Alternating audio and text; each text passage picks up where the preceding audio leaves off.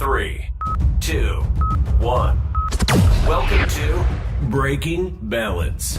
Redefining work, success, and life balance for all sales and marketing professionals.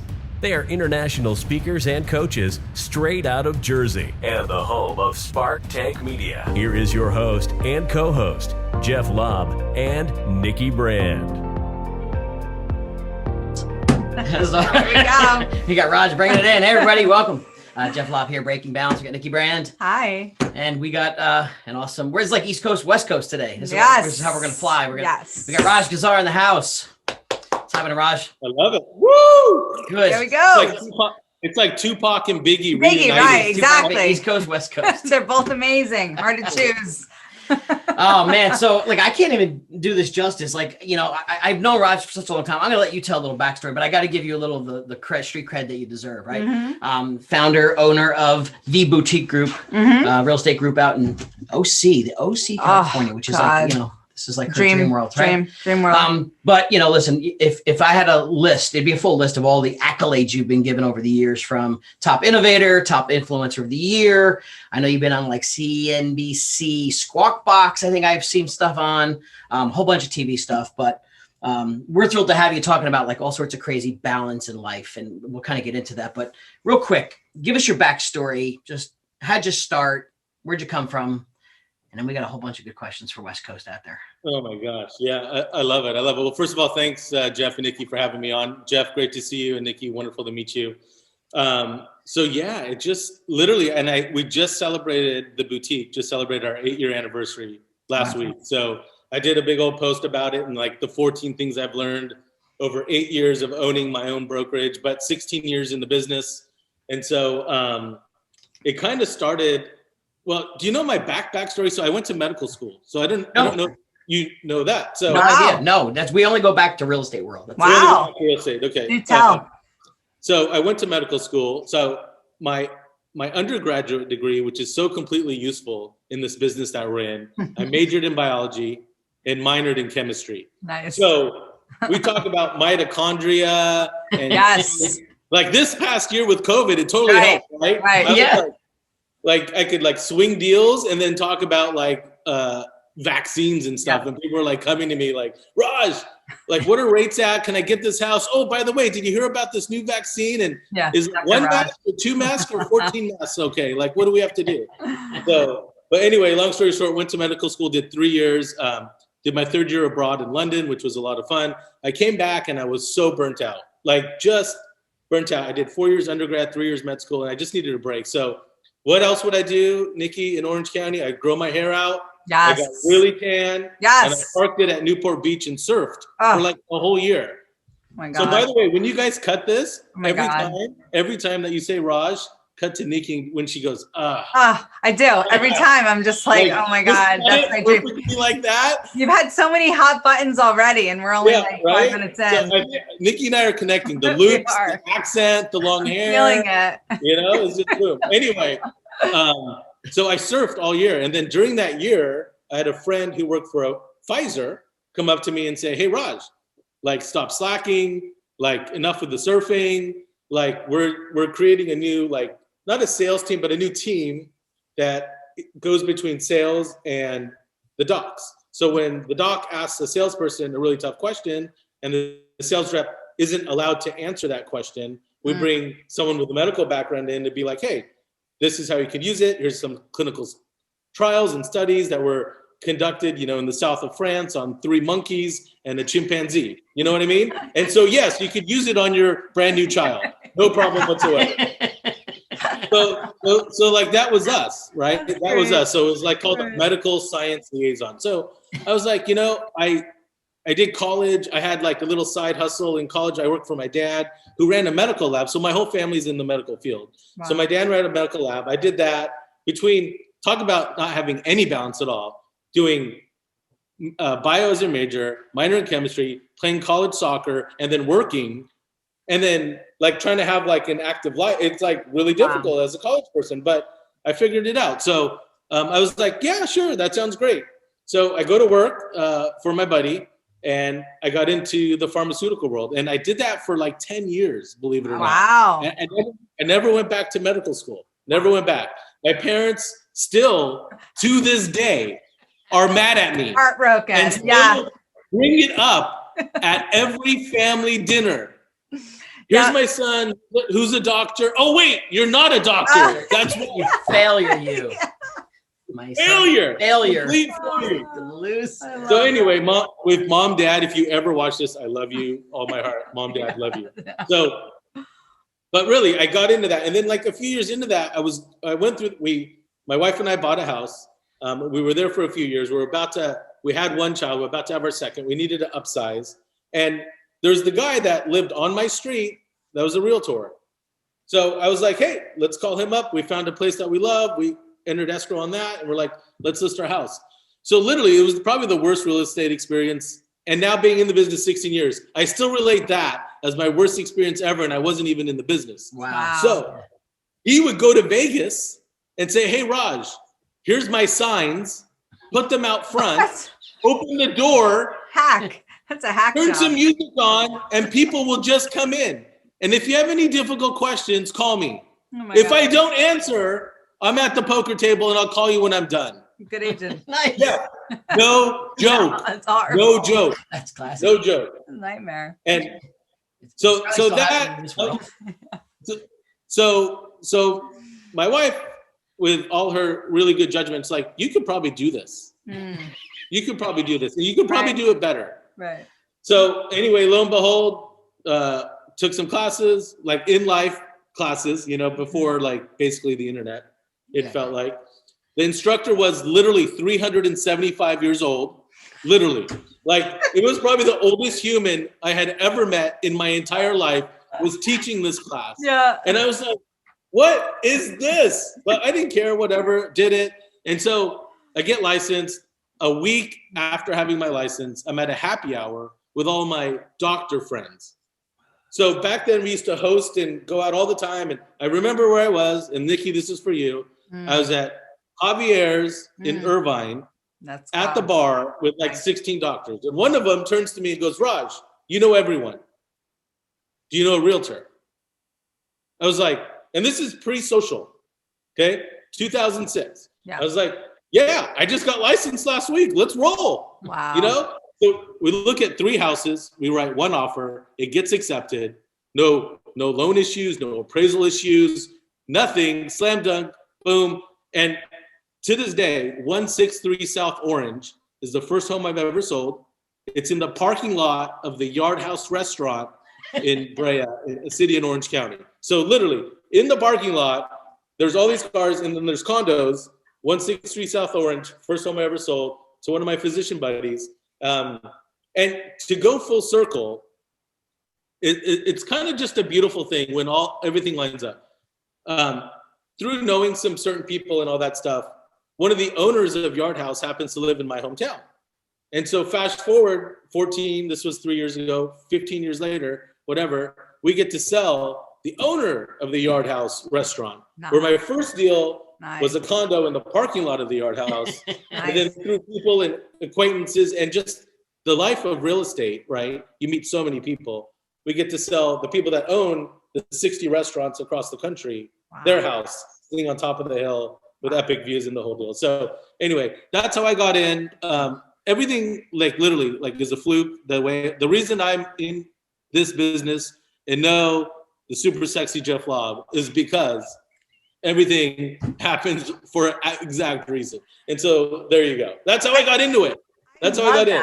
I love that serendipity right there. I mean, it all is connected. It all comes together. I find it, fascinating that, isn't it kind of crazy that it all started in real estate with your doctor friends, but you weren't the doctor? You weren't the doctor. You weren't, Yeah. And I'll give you guys my parents' number. Call them up and remind them that I'm not a doctor. no, Because but can you just remind them? but hey, you know what? The fact that you even got started the way you did because you had your doctor friends, because Right. you were studying. So it all was, like you said, meant to be, because you Totally. had the background, you had the friendship, you're sitting at the bar. I mean, sounds good to That's how me. real estate gets done, baby, at the bar. Yep. And was this all in OC too, by the way? This is all in Oh yeah, I'm born and raised in OC. Yeah, everything's OC. Nice. Everything's OC. Yeah, a little jelly there. A little jelly. Oh Yeah. Nikki, get used to it. Listen, I'm not joking. I've got my vision board. I've got bucket lists. I got Laguna Beach. I have so much I need to experience in California. My heart has been calling Cali for so long. OC is, I'm going. So, I mean, just the thought of the sunshine there. I mean, just regular. we're in like a vortex of hell. Have you ever been up in the Northeast with us, like between January and March? Jeff, the only time I've ever been the coldest in my life is in January at Inman when we leave the hotel lobby. Oh, that's right. New York, right. New York. Oh, so you've been to like the Snowmageddon for like and a all that 5 shit. seconds though, for 5 minutes. Yeah. That's true. Yeah, and like flying in snow and all that. No, like the other morning I went to the dentist. It was 40 degrees outside. I was like, what the? Like, this is ridiculous. It's not supposed to happen. No. Is this because of COVID? It's because of COVID. It's 40 degrees outside. Yes. So the dentist literally comes in out of their warming drawer in every room with these massive like Alaskan blankets and covers us head to toe to make sure we're okay. You guys are crazy out there. I don't know if I No. can. I love it. Well, That's 40 degrees. 40 degrees. you know, speaking of COVID, you know, we talk often about how people have survived and thrived in such a crazy year, and now trying to, you know, wherever we're at in this, you know, some people feel one way, some people feel another way, wherever way you are at right now with the resurfacing of business. You know, how did you do last year? Now, how are you feeling? How's your team? Like, how do you get people motivated? What's the magic secret? Well, so crazy story. So everyone's got their COVID story, you know, at the beginning when it all went down. In California, we were considered non-essential. Like literally, we didn't know. And then when you watch the news, it freaks you out. People are like laying in the streets. New York's digging graves in the middle of Times Square, burying bodies. And you're like, what the heck? Right. You know, you have friends stuck in Italy. Like you really didn't know. Right. And I was literally, that last weekend, I was with our good friend, Vanessa Bergmark.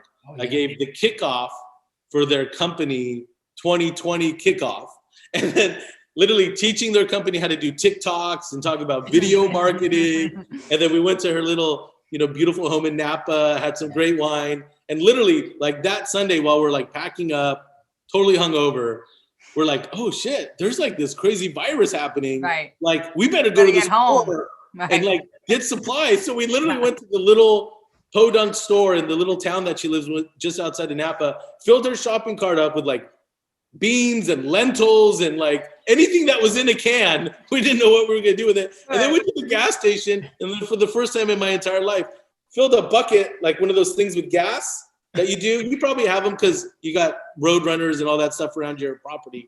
But like filled a red bucket with gas. You know what I mean? I'm like, what the hell? And then she bought masks. So I flew home. I was the only guy on the plane because Vanessa Bergmark made me fly home in a mask from Oakland to Orange County. I literally, and like, that just doesn't really happen. And then I come home and I tell my family, I'm like, oh my God, this virus, there's people dying. It touches everything. Everything you touch dies. Like, so literally, we had no idea. We had no idea. So that was March last year. That was March last year. Yeah. So, but like the first, like we lost 25 escrows that first 2 weeks.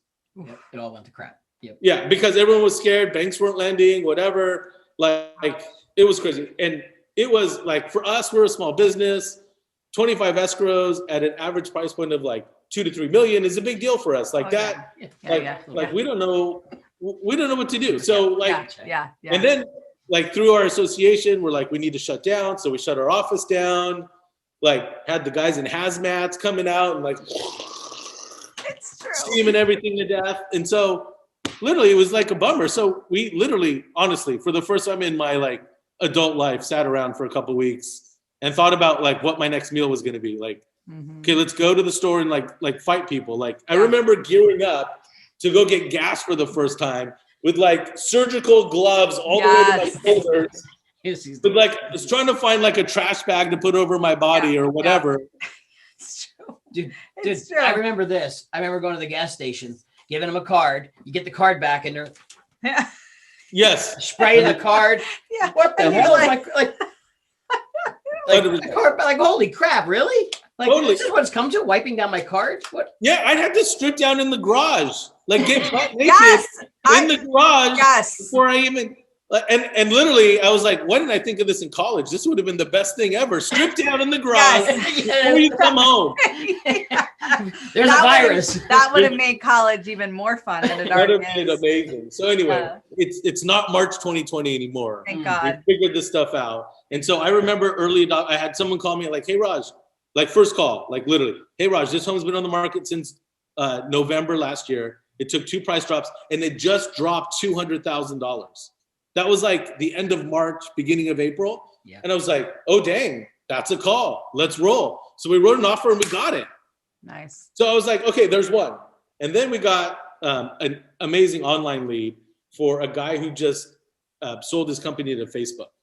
So we got the highest closed sale in our city ever recorded from an online lead that, just happened. So that got us through. So that was amazing. That was a $9 million home up in the hills with its own vineyard and 3 acres and blah, blah, blah. So in this particular city, that's one of the highest closed sales ever. So that got us through. And then the phone started ringing. Nice. And then the email started going. And all of a sudden it's like, I got to write like 9 offers today. And then the next day, we only got 3 of them. So then the next day, I got to write 14 offers today. And then it was 15. And then all of a sudden, like my staff's like, SOS, need help.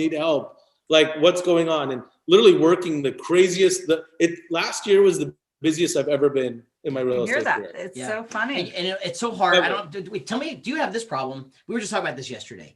Like, we have to say it publicly now because, like, you almost don't want to say publicly that so many people in the real estate, mortgage, and title space have been thriving so well, and others are out there like on the streets of that, no money, no job, no nothing. You don't even want to talk about success because the people start to rag on you about like, how dare you talk about success? We're almost quiet about it because there's people making more money they've ever made, especially like in the mortgage industry right now too. They're making boatloads of money, but you don't want to talk about it. The more you guys are crushing it. Oh, come in. This is really funny that you're saying that. Hold on, watch. Here's your mortgage guy.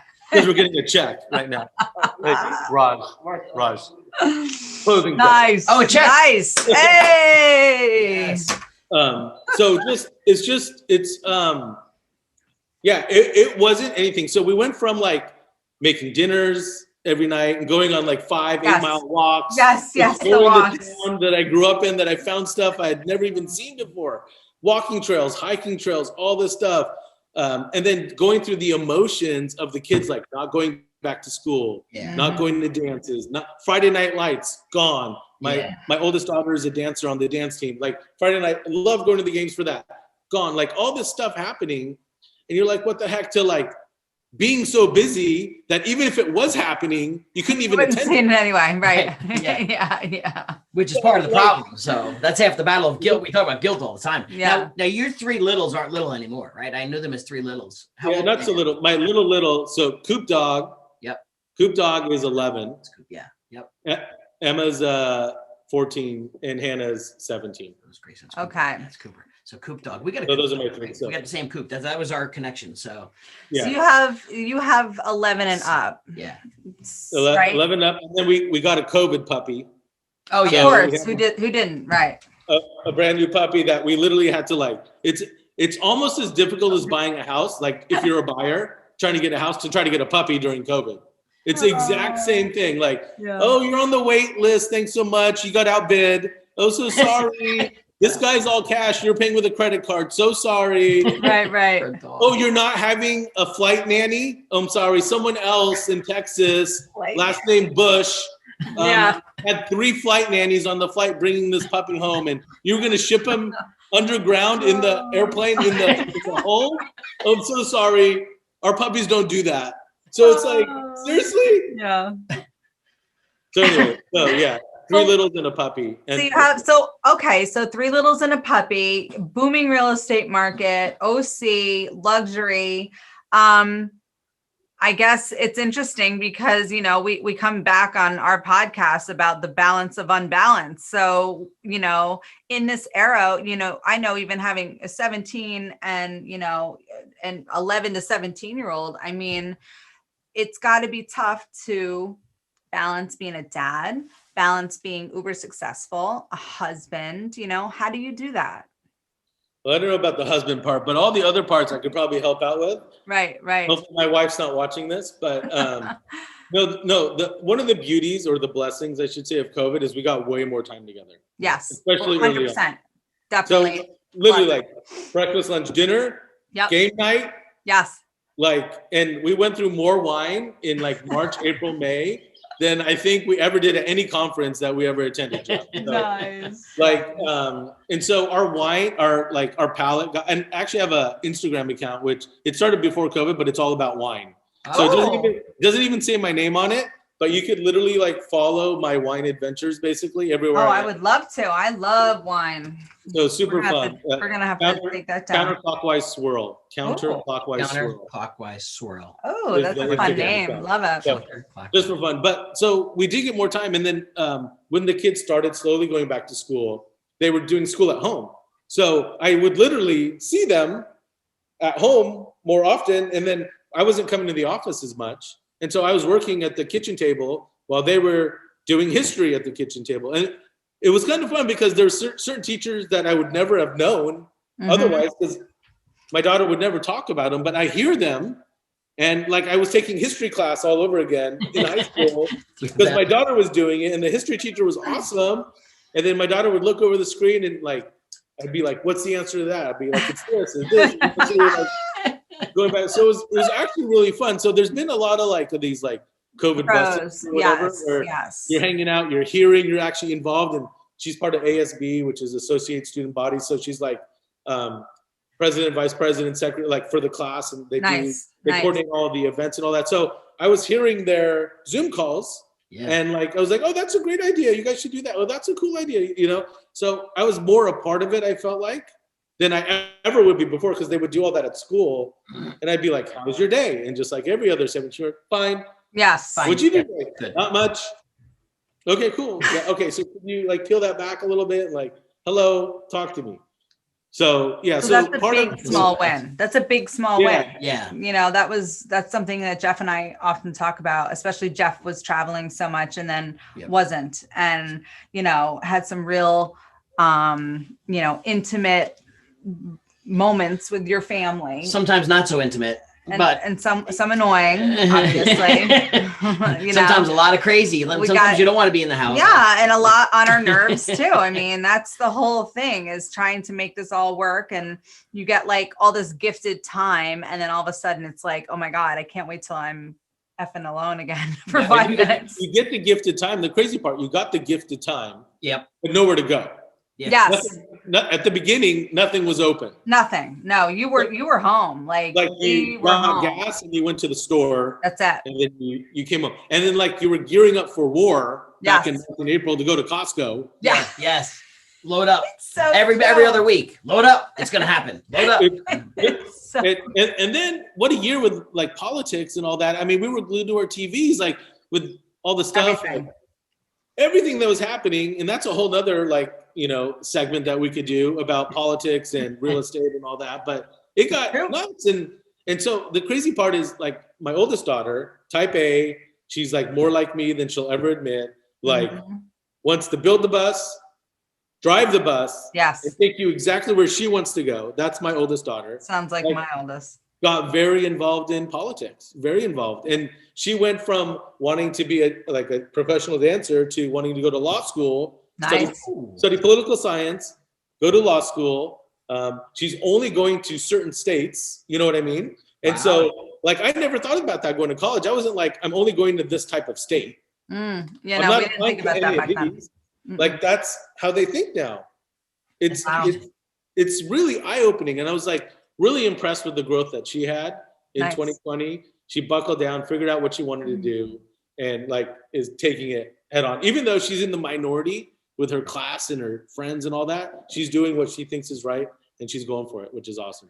That is incredible. I love to hear that. And honestly, that's a big win as a dad. You know, you acknowledging that from this whole craziness of COVID, to see your daughter grow so much and to see her come out to what she wants to be. Sometimes I wonder, you know, what is this meant for? Well, maybe, you know, all of this was meant for, it wasn't about me. It was about her, you know, about my kids and your daughter. And that's, I had one actually almost the same age. He's 18 or just turned 18, but just got political too.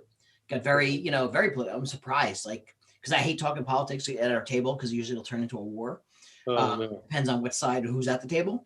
But that, besides that, one of my kids is really into it. Not so much just like yours found a path, but at least mine is paying attention just to know, like, he understands the difference now. Most kids don't give a crap. I got my one son doesn't care. Most don't, but he actually knows now. I definitely don't want to be this. I want to be this. Right, that's what I want and I'm to like, wow, all right, cool. So, you know, we have our little connection there, and we try and keep it on the down low most of the time, but because it'll create war. But well, these are the wins. These are the COVID wins. COVID wins. You know, these were the things that happen. You know, also, you know, me doing a little bit of your background research, Raj, I love how you speak a lot about telling stories and how it's just so important.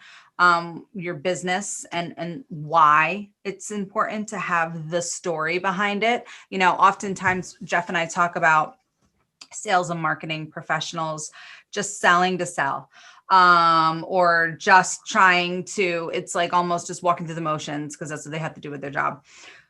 But why is the story so compelling? Like why does that make you stand apart, knowing the story and the why? Well, it's super easy. I mean, have you ever been to a party or someone's house and you meet someone for the first time and they tell you a story and you're like, you don't forget that person or that story. And then you're the one taking that story to the next party and to the next house. So there's like an ancient, it's a Native American like quote or whatever. It basically says, those who tell the stories rule the world. Love it. And so if you're able to tell a story, like the story of the first time I met Tiffany, Jeff's wife. Yeah. I know exactly where I was. I know exactly where, like, Jeff Turner was hosting an after party in San Francisco. It was me, Tiffany, and Kendall Young. We all met for the first time. We were all drinking like Coors Light because it was the end of the night. There was nothing else in the blue coolers that were on the floor.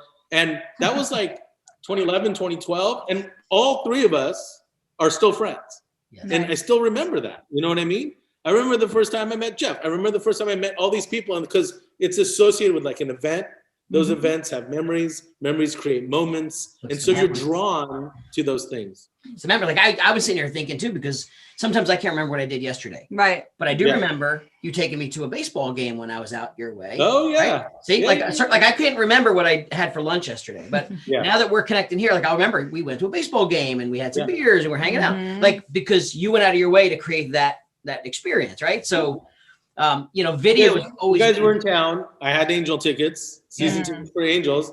It was Lori and you and me, and I don't remember who else, but yeah, we all went to the Angel game. So I was like, why not? Let's do it. Good times. I mean, so you tell it through video, right? I know, I think if I had to guess, video kind of elevated not just your business, but elevated you as a career. How do you find staying competitive now? Yeah, there's not a single thing that I think I've done in my business that has more of an impact than video. And video started back for us in 2008, where we wanted to be different. We had a really cool listing in a gated neighborhood with like 90 homes, and it had been on the market 3 or 4 times in multiple big box brokers. And I had never shot a video yet, but I knew this is the one. If I was going to do it, this had to be it, because all the people who listed it before me were ballers, 100% ballers. And the owners were lawyers and just frustrated and were wanting to get out of the state. So we shot a video, and I didn't know how. I don't own any equipment. I'm not a video. I have no education in video at all, but I know how I like things to be. I have no education in design or staging, but I know how I want things to look. I know how I want to feel when I walk into a house. So those are the things, like, I feel like I'm going to bring someone else in who knows that feeling, and we'll do that. But with video, I just jumped online and found a wedding videographer. And he was the first person I hired to shoot a video. And when I called him up, I said, hey, you're doing these videos about guys and gals telling their story about what it's like to fall in love, get engaged, do the whole thing, and then get married. So I said, I want to tell a story about a house and what it's like to live behind the gates in this neighborhood, on this street, have dinner at this table, you know, open up Christmas presents under this tree in this living room. Like, that's what I want to tell. He's like, oh my God, that's brilliant. I'll shoot it. Lo and behold, he's an ex-real estate guy who had a license. So he got real estate, but he left that because the market wasn't great and was doing wedding videography. So that was the first one. That got picked up by Inman. And so then I got a call from Chris Smith, call from Brad Inman. Oh my God, you did this video in this neighborhood. You told the story, blah, blah, blah. And Jeff, it was the worst video we ever shot. It's not even, we're so embarrassed by the video, but here's the beauty. Here's the beauty about video. We staged the home, took great photos, did like a 3D tour, did all this stuff. We got multiple offers on that home, higher than it had ever been listed the previous 3 years. And not because of the video, because we just did things the right way for these people. We felt horrible for them. So 2 weeks, like we're 2 weeks away from closing, contingencies are removed. We finally got the video back because we edited it. We didn't know what we're doing. We're like, cut it here. How do you cut it? Do this, do that. Anyway, so we get it back and I send it to the homeowners. Both lawyers remember. Yep. Okay, so here's the crazy thing. In this neighborhood, we noticed every time we were in there, there's a pink flamingo that goes in front of someone's house and it kept moving. So I thought it was one of the kids in the neighborhood or whatever.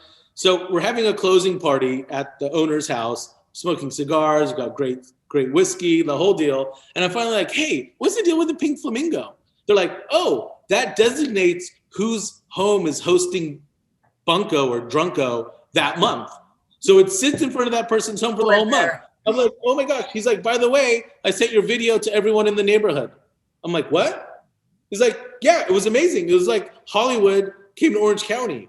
Right. So I sent it to everyone in the neighborhood. And Jeff, 18 listings later from that one video on homes that are like 1.5 to 2.5 million, because of the first one we shot that didn't sell the home, but the homeowner was so impressed, so ecstatic his home sold, sent it to everyone. And literally right before COVID hit, we closed our last deal in that neighborhood because of the first video we shot in 2008, and we did it in 2020. Like, that's the last value right there. Yeah, so people always want, what's the ROI? You know, like, I don't get what's the ROI? Look, it's 10 years, 12 years later. You know, or how much does it cost, Raj? If I, for shits and giggles, said it cost $1,000, 90% of agents would be like, "Oh my God, I'm not doing it. Right? Forget it. It's $1,000." I'm like, dude, you just got a $50,000 rip on that house. You can't spend $1,000 on a video. Like, are you kidding me? They don't cost $1,000, but I'm just saying. But if I did say that, it's still nothing. But then everybody shares. Everyone wants to pay top dollar. They all want to be rock stars, but they can't live up to their claim. Yeah, I mean, there's so many video people now and so many amazing people, and people spending, like, and quoted in the press, $50, $80, $100, $150,000 on that video alone because they know the ROI of it. They get it. 100% get it. Yeah, we saw. No, I was going to say, if it were me, the story is the reason why I get the house. Yep. Absolutely. Yeah. I want to picture the second video we ever shot set the price record for that particular city that we were selling that home in. I had a very stubborn homeowner who says, I want over $1 million on this home. I'm like, yo, bro, there hasn't been $1 million sale in the city ever. He's like, we'll figure it out. No. Did the video, first Facebook ad ever, first email campaign where I was clicking clicks and how long people were watching videos, had like a 65% click-through rate on the Facebook ad, had like 80% click on the email. Buyer walks up to the open house, says, I don't have an agent. I love this house. I saw the video. My kids all know what room they want. Where do I sign?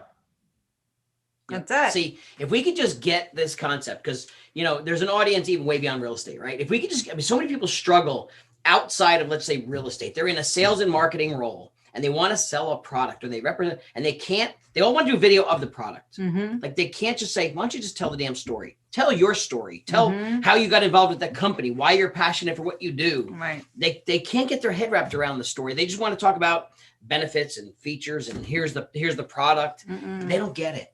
And it's frustrating as hell. They can't take this, exactly what you're saying. Well, I bet people out there listening, this is going to resonate with somebody. And it resonates with me because I really believe that. And I call bullshit after COVID. People don't want bullshit anymore. Like now it's about health. It's about real. It's about, I want to know what's really up. And I feel like that the story matters. Like it really matters. So I think it's such a great nugget to go home with, to say, you know what, that extra buck spending on that video, telling the story of this home or telling the story, whatever it is. Whatever it is. Mm-hmm, Whatever it it is. And I think, Nikki, one of my favorite video stories, and Jeff's probably heard this before, is we got a call from a friend. So the guy that I sold that house to in that city with over $1 million, he's become a dear friend of mine.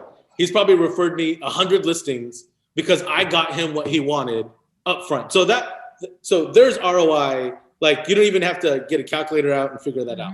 Regardless, he refers me to one of his clients, little old lady, lives in a beautiful home. Hubby passed away, home's too much, moving up north to be with the rest of the family. So I walk into the 30-foot wooden doors on this, like, I would say it was probably beautiful in the 80s, but like this beautiful home, walk in, and she must have been like 45 pounds dripping wet. Puts her arms around me, gives me a big old hug. Raj, so wonderful to meet you. He told me all about you. Thank you for being here. And the first thing I see, like, past her is a baby grand piano sitting in the dining room. And the first thing I would be like, well, we got to stage the house. We got to put a dining room table, blah, blah. But then I just ask her a simple question. So I don't care about beds or baths or square foot or crown molding or what kind of quartzite you flew in from the south of France that was chiseled by monks with no thumbs. Like, I don't care about that. Like, tell me the story. Like, tell me the story. So she goes, oh, that's the piano my late husband used to play on. I was like, and I don't know where the question came from, but it like came from like deep. I'm like, well, what did he play for you? She said, his favorite song that he played for me was The Summer Wind by Frank Sinatra. So if that's not a tee up for the most amazing video you could ever think of. So we did a casting call for a gal who could sing and act and who could play The Summer Wind live on the piano. So that was, I got chills. I just got chills. It's crazy, dude. That was the video. So the soundtrack for the whole video was The Summer Wind. I brought all the agents and their kids from my office, brought them in. We did a surprise birthday party where the husband pulls up in the driveway. It was like the first time we used a drone ever in real estate instead of jumping in a helicopter. Pulls into the driveway. Husband walks in. He's stuck on his phone working, goes up the stairs, showers, gets ready, comes back down, not noticing that there's a huge setup for a birthday party in the backyard. Goes to the kitchen island. There's a little note with like lipstick on it that says, meet me in the back. Walks in the back. Everyone's like, surprise. Anyway, video was cool. I look at it now. Quality was horrible, but whatever. Like we're like 10 years past that. Best part, that actress uses that video in a casting call. She gets picked up by MasterCard to do the Super Bowl commercial for MasterCard with Justin Timberlake because of our video. Like, are you kidding me right now? You can't make this shit up. Right. You cannot make this shit up. Anyway, ROI, highest close sale ever, highest price per square foot ever. That family calls and thanks me to this day for getting more than we could get more today because the market's different. But at that time, like the highest close sale, the next door neighbor was the local real estate agent that sold every home in the city. She got so mad. What are you doing? You sold it too high. I won't be able to keep up. I don't shoot video. I don't stage. I don't do 3D tours. I don't do internet marketing. I just come up, show up, take pictures, and list homes. That's why people call me. They don't want all this Hollywood stuff. I'm like, are you kidding me? They got $500,000 more than the highest close sale in the city. You don't think they want $500,000? That's life-changing for people. Especially towards the end of their life, So you can't make that up. You cannot make that up. That's because you gave a shit and asked a question. And that's the problem. Most agents don't give a shit. Mm-hmm. They don't. And most agents, and there's so many really good ones, but there's probably too many agents on the planet right now. Yeah. And we can probably cut it by 90%. Yeah. Well, the market shift, when the market changes, it'll be a cleansing for sure. Yeah, it'll be a cleansing. There's always a cleansing. So, but like most don't, and they want to do whatever, and I won't get, because if I say certain things, Jeff will know exactly what I'm talking about. So I'm not going to say certain things, but basically most agents don't care, and they're doing it for a particular reason, whatever that reason is, and they don't really care about what's right in front of them. So regardless of that, there's a lot of great agents doing amazing, amazing things right now. And connecting, especially during COVID. I think that was the genesis of our question basically was like, what are we doing during COVID? I think it allowed a lot of us to reconnect with each other. And like once the market got hot, I was like, oh my God, I just talked to so-and-so, referral out. I just talked to so-and-so, referral out, referral out. All the people in like Arizona, Texas, Tennessee, Idaho are blowing up. I had a friend who moved his brokerage, perfect timing, about 2.5 years ago out of Orange County and set up in Idaho. Wow. The dude's just like, he's got to sell way more homes, but he is selling way more homes, and they're bringing like Orange County prices with them. So all the locals in Idaho are so pissed, but the values there are through the roof. It's awesome. It's, you almost look at it. So many people want to look at the negative side of all this past couple of years, but you look at all this stuff and all the evolution of how things are happening.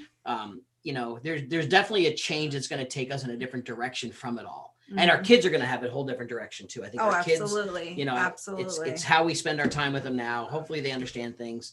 But dude, we could talk about these stories forever. Like, the stuff you're talking about. I haven't heard all the depth of this. I do remember that one story though. You were saying, wasn't this one video with your kids in it too? They were jumping in the pool. That was the first video. That was the one in the city, the first $1 million sale in the city. That was he ends up being a good friend. The kid jumped in the pool. First time we used 2 video cameras. We thought we were like crushing it. We're like, we were making shit up. We're like, it'd be so cool if you put a bathing suit on and went in the pool and did that angle. Like we were like, level. We start calling you Hollywood. So we thought we were cool, and then we were scared there was a scene at the end where we were all toasting, but we put like soda in everyone's wine glass because I was like, can you have wine on video? Is that allowed? Like, we're getting in trouble? We don't even know. So anyway, so it was a really fun time. It was a very romantic part of the business back then, like the beginnings, the genesis of internet and social and like technology, finding real estate, and then all of us waking up and being, oh shit, we can be really smart with technology, and this really can make a difference. And oh my gosh, I can remember birthdays and anniversary and house anniversaries, and people are like, I'm at top of mind all the time. So it's been a really fun time to be in the business. Awesome. Yeah.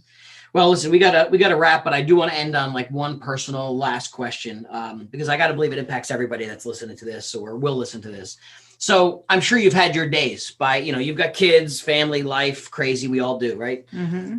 So you probably have those days by 9 o'clock. It's a train wreck. Like you might have that morning where it goes off the rails. Mm-hmm. What's your one thing? How do you get yourself back when you have one of those days, or maybe a few of those days where you're in the funk, you're not feeling it? What's your thing? How do you get back? Is there a trigger? I don't really have a trigger, Jeff. I think it's just taking a minute to just take a few deep breaths and like focus my energy, and knowing I'm doing this all for a reason. And the reason is probably why everything's falling apart in front of me is because all the people that I'm staring at the kitchen table, and that's my reason. And so I think it's really important to just like ground yourself. And sometimes your 17-year-old can have an attitude. Right. Yeah, my 14-year-old hormones are kicking in and things are getting weird. My 11-year-old is like COVID stupid because he missed like a year of school, and like, like he can't add anymore and he blames it on. I mean, 11-year-old blaming stuff on COVID is just priceless. I love it. It's stupid. I kind of feel that way too, though. I feel like I lost. Dude, I coach kids lacrosse right now, and I got a whole group of kids. Like I forgot, like we missed a whole year, and I thought I had a group of kids and they're not even with me. They already moved up to the next level, and I missed that whole window. I feel stupid some days. Yeah. What the hell just happened? I know. So I think for a lot of us that have been in a long time, and a lot of stuff is like, I think it's just like, we're just doing it for the fam, we're just doing it to leave something behind for our kids. And, that old thing, like creating a legacy, like I think that's kind of lost in this fast pace. You'll get this, Nikki, when you move to Orange County, everything's like a little bit faster. Yeah. Like I always say, we travel 100 miles per hour in a 55 mile per hour world. Listen, I'm ready for that because I've got, family who lives more north, and I can't handle slow moving. Like this is Jersey. You're at a light and you're like, come on, let's go. It's a battle in the Northeast. Try owning a brokerage where like 90% of the agents are millennials. Like, and if you don't reply to a text in 0.2 seconds, it's like, are you mad? What's going on? What's happening? Like, you didn't send me an emoji. Like, are you kidding me? Like, forget about it. So yeah, it's insane. But I also I got to give a shout out to a good friend of mine. His name's Qsar. He owns a winery in Los Olivos, so just north of Santa Barbara. And if you want to talk about stories and storytelling, he's probably one of the people I look to when I'm down a little bit and need something to pick up. He's the most eloquent. He's a farmer. Yeah. He grows grapes and makes wine. But he's a family man, and he tells the most amazing stories. There's certain posts of his, his Valentine's Day post to his wife, the way he met his wife, the way he's raising his kids, the way he's doing all that. His stories, you guys should jump on and follow. We did. I invited him to speak at our CAR Expo, and we did a topic or panel, whatever. It's just he and I. It was called Passion in a Bottle. And so we both started in the business at the same time, him in wine, me in real estate. And we have these brands that are, we are very clingy and sticky and penetrate into people's homes and lives, which I love. He sells out of his wine every year. I'd like to say we sell every home we list. And so his story, if you want a pick-me-up, his stuff's awesome. Awesome. Yeah, we have to check him out. We'll probably reach out and we'll connect with him. Love that. Well, listen, thank you so much. It's a pleasure. We're going to wrap this show up. We'll see you probably guys next week. If you guys want to reach out to us, Raj, what's the best way to get a hold of you? If people want to reach out and just say, hey, where's your best? Yeah, just pretty much on everything at Raj Qsar, RAJQSAR. And then company stuff, The Boutique, RE on everything. The Boutique, RE. Great. And you guys. Such a pleasure. Yeah. Such a pleasure talking with you when I come out to OC. Look me up. Yep. Yeah. Cool, man. Come on. See you soon. All right. Thanks, Jeff. Thanks, guys. Okay, see ya. Bye.